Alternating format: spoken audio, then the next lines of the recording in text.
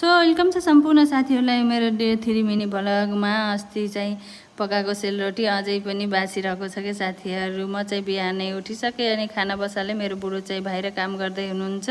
अब बुढोले चाहिँ यस्ता यस्ती खाँदै खानुहुन्न, तपाईँले नखाएर त फाल्ने भयो भनेर मैले चाहिँ बुढोलाई गाली गर्दै थिएँ। अनि मैले पनि त्यति खान्न कि अब ग्यास्ट्रिक छ, मलाई पनि बनाउन चाहिँ यस्ता यस्ती रहर लाग्छ चाडबाडको बेला, तर मलाई खासै पच्दैन यिनी खानेकुरा। अनि पछि डस्टबिनमा फ्याँक्नुभन्दा त वनतिर फ्याँक्दिएपछि चराहरूले खान्छन् नि त।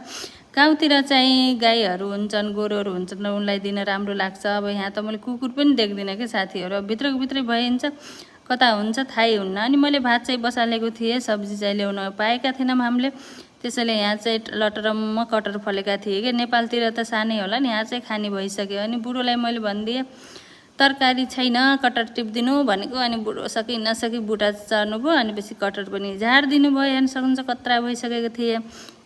अनि बुढोले काट्टोकुट्टो पारिदिएपछि मैले चाहिँ तरकारी पनि बनाएँ। कस्तो राम्रो हेर्न सक्नुहुन्छ, मासुभन्दा कम छैन के साथीहरू। Thank you for watching my video. Like comment गर्न नछोड्नु होला। Bye by.